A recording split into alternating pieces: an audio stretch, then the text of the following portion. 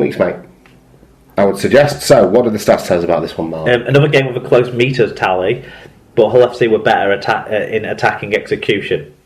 5-3 in clean breaks and in tries, 2 fewer handling errors. FC also had 4% better tackle success across the team, which helped overcome the 10-7 penalty count that they were on the wrong end of.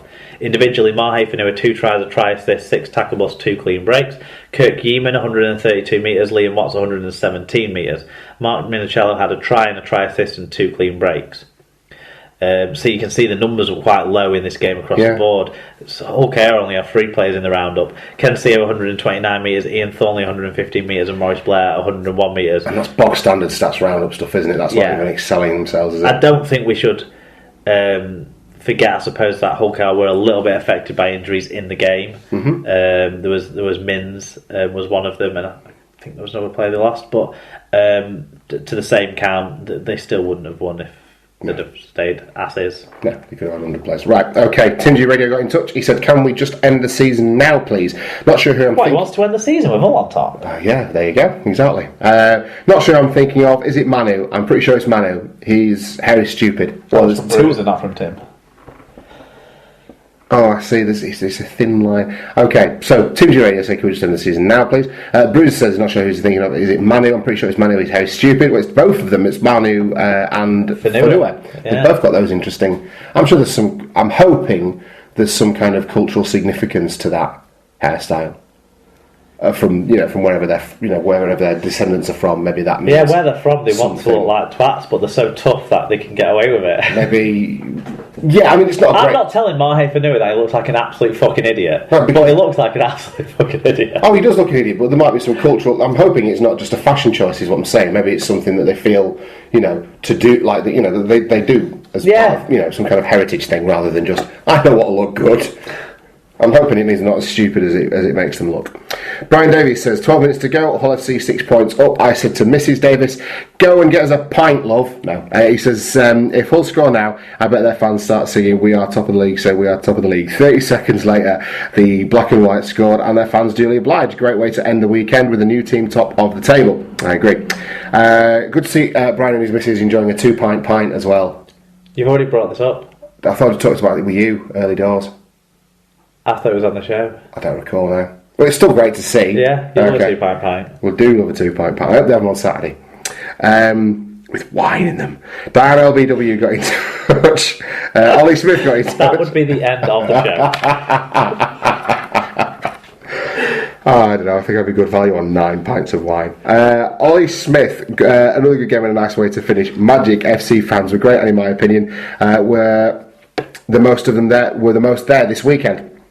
Dan LBW said, I found this game a bit stop-start and scrappy for the most part, a bit disappointing for this fixture, but a good win by Hull FC in the end. They certainly have turned things around since their long ago hammering by Widnes. Scoots 28 Mac nearly missed most of the match after fainting when Fanua scored the first try. Massive effort from all, especially Ellis. How did he stand up again after hurting his knee, let alone carry on playing? Yeah, Ellis is in good form at the minute, isn't he? I think he wants to carry this through and sort of do something with maybe with like a little bit of disregard to his body, but if they win something this year, he can go out, can't he? Yeah, I agree.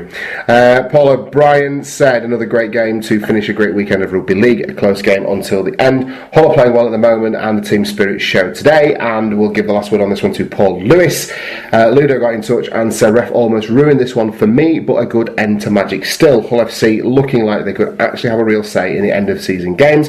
Hull KR looking like they could still take 8th from Widnes. On a side note, any player who sticks their hands on a ref or asks him to go to the screen should be sin bin. That's right. So who was it that touched Silverwood?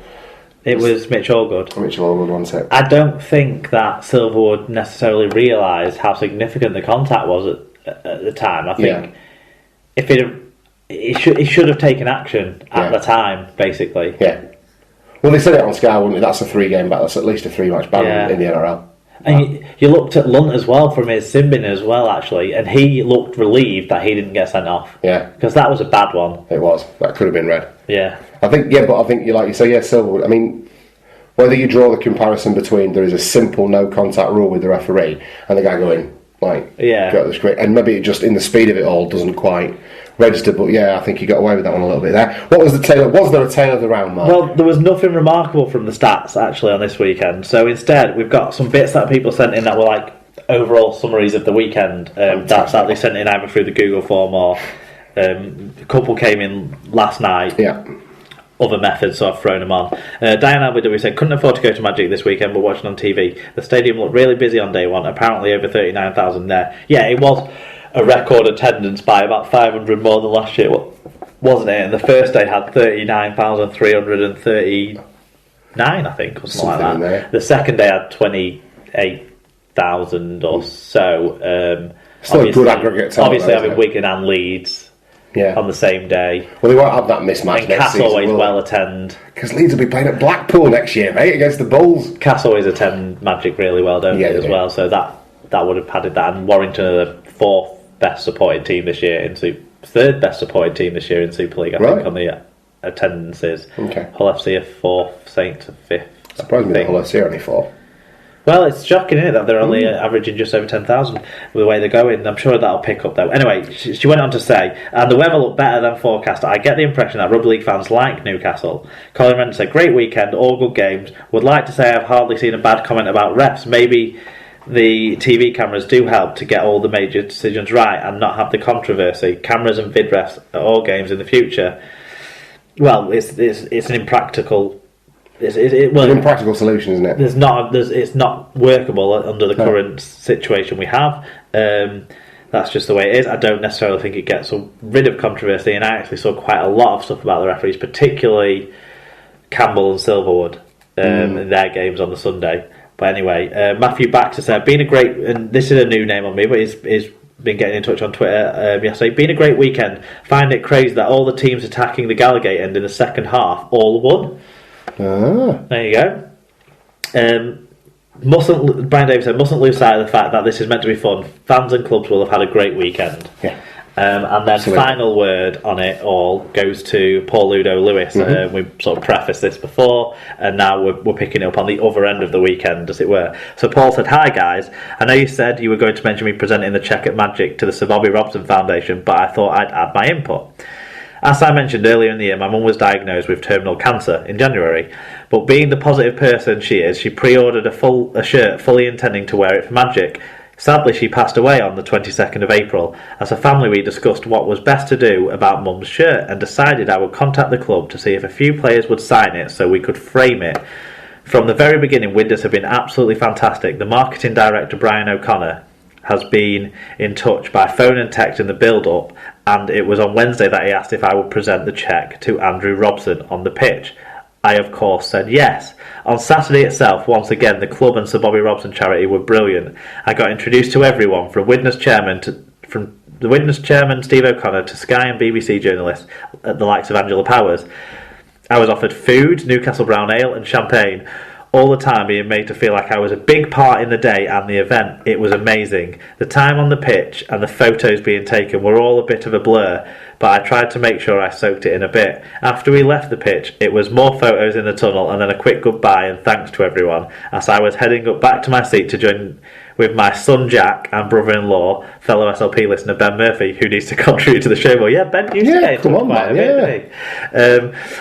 I have to admit I did shed a tear or two on my way back, but purely happy tears as I imagined how my mum would have bored everyone to death with the photos and the footage of Eddie giving me a name check.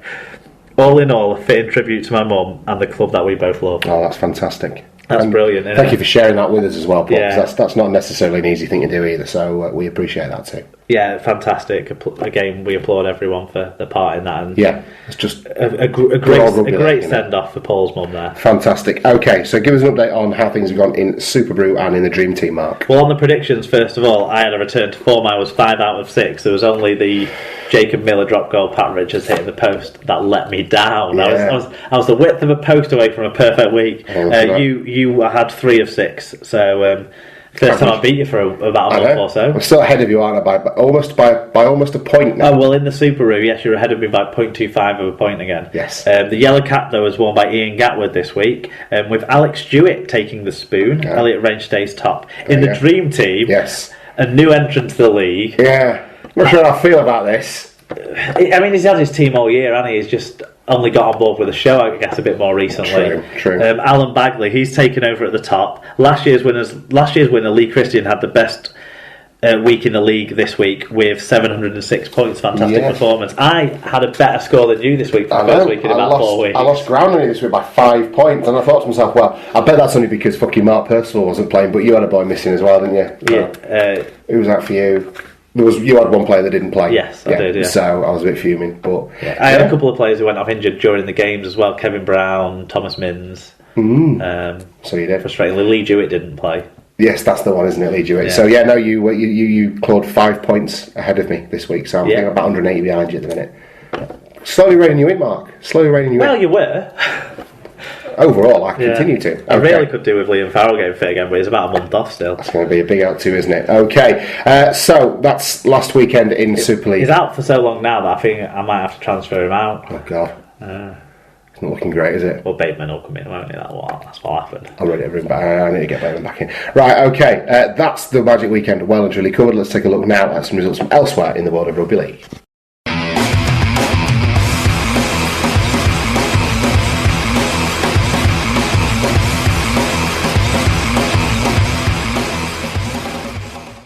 So, to the Kingston Press Championship then, it was round 14 of regular season play, and it kicked off on Friday night as Sheffield lost at home 14 points to 25 against Bradford Bulls in Rowan Smith's first match in charge. Our friends at the Red, Amber and Black podcast were kind enough to get in touch with us. Workmanlike performance from the Bulls. Joe Lum, the game changer in the second half. Oscar Thomas stepping up in Lee Gaskell's absence. He went off injured and is unlikely to play at the weekend. Bradford will need to step up a few gears for next week against Lee. It was Halifax 12, Oldham 6. Dewsbury were nilled at home by Featherstone, who registered 31 points. It was London 62, Whitehaven 4. Chris Macy got in touch with us on that one, Mark. Yeah, we need to sign that Perry Rangi up. Well, they did. Scored 2 and set 3 up, and that was just in the first half. What a way to bounce back today. So proud of the lads. Just got to not get complacent heading into the bash. The lads work hard for each other. Happy Bronco. Diane LBW as well. She said, blimey, that was one hell of a hammer in that London game. Whitehaven means that London retained their 100% winning run at home in the league. Well done, London. Paul Campbell said, brilliant from the Broncos today, very clinical, defence was superb, a much better performance than last week. Bring on the summer bash. See you guys on Saturday. Yeah, see you Saturday, Paul. Okay, it was Swinton 6, Leaf 48 and Workington 24, Batley Bulldogs 31, all of which means the top six all won against the bottom 6 this weekend, so it's as you were in the championship table. Into League 1, it was round 9 of the regular season in that league. Newcastle lost at home by 4 points to York's 36 in that curtain raiser to the Magic Weekend. Yeah, 3,033. Superb. Great bit of work there. Brad Davies got in touch. He said 3,000 in for this game. Great little stadium. That is a bit different with a kind of pavilion down one side. The game was terrible. Newcastle struggled to complete a set in the first half, and York just had to go through the motions for a comfortable win. For the first time ever, I left a rugby match before the final whistle. London Scholars were 30 points to 20 winners over the Keighley Cougars. Well, Keighley needed a competitive game, so they were shoved down against the southern side, and that's not competitive enough for them. Apparently not. I tell you what, Paul March can shove it up his fucking arse. I hope he gets battered on Saturday. We York arrogant fans. Prick, massively. Great stuff. Let's be York fans on Saturday. I couldn't be happy with that. I was edging that way anyway. It was Doncaster 54, Oxford 14. Rochdale were 70 points to 6 winners over the South Wales Scorpions.